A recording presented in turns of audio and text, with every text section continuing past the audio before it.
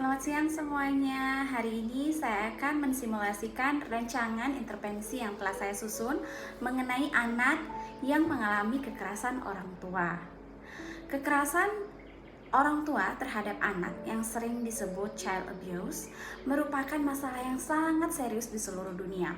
Kekerasan ini dapat berupa kekerasan fisik, kekerasan emosional, kekerasan seksual, dan pengabaian. Kekerasan terhadap anak menimbulkan dampak yang sangat negatif dan besar bagi anak, baik secara fisik maupun psikisnya. Efek tersebut dapat mempengaruhi perkembangan dan kesejahteraan anak di masa depan. Oleh karena itu, mengatasi dan mencegah kekerasan orang tua terhadap anak menjadi sangat-sangat penting. Menurut WHO, kekerasan terhadap anak oleh orang tua atau penjaganya adalah tindakan yang sangat merugikan dan menimbulkan ancaman terhadap kesehatan dan kesejahteraan anak. Begitu. Nah, lalu apa saja ciri-ciri anak yang mengalami kekerasan orang tua? Nah, itu ada beberapa, di antaranya ada luka pada anak. Jadi, luka pada anak dapat diamati orang tua di rumah. Tanda fisik ini menjadi tanda yang paling jelas atas kekerasan yang dialami si anak, begitu.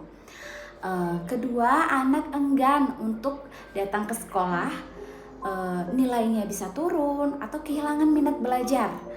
Kekerasan juga berdampak pada anak yang enggan masuk sekolah dan minat belajarnya bisa turun.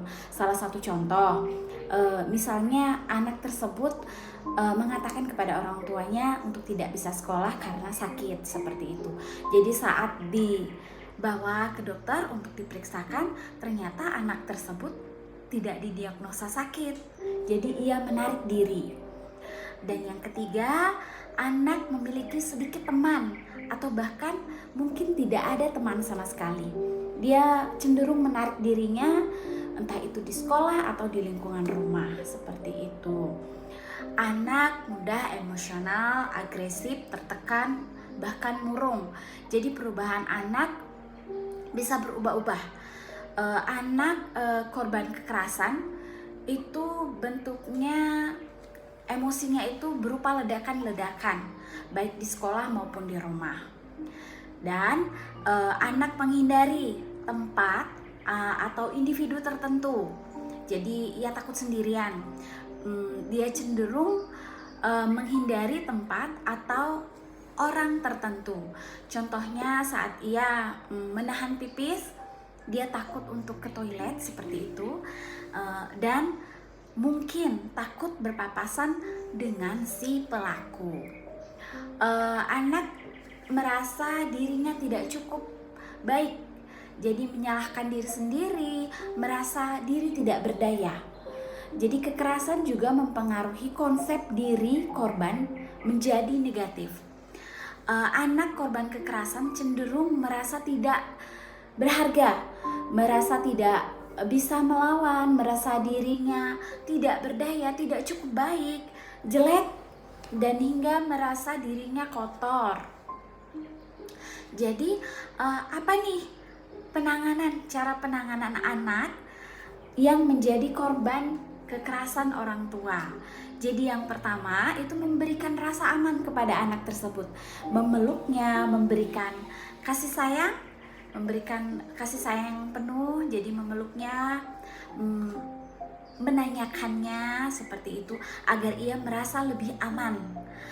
Yang kedua, mengalihkan perhatian anak.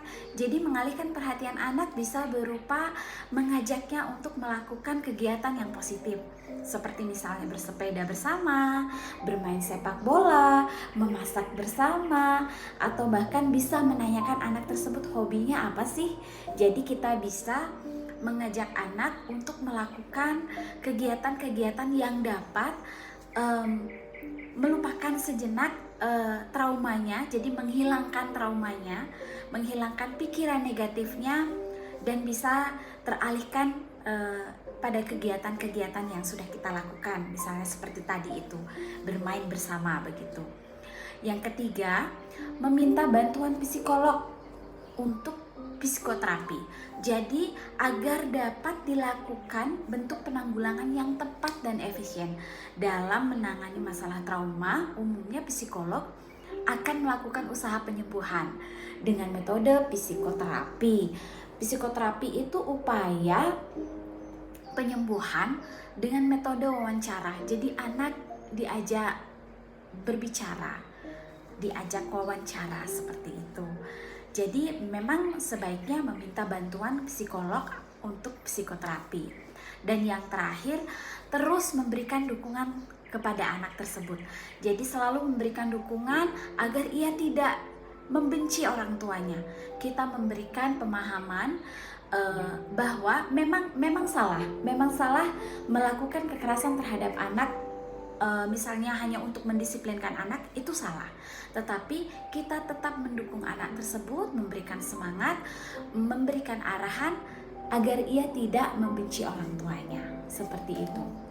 Ya, jadi sekian simulasi dari saya.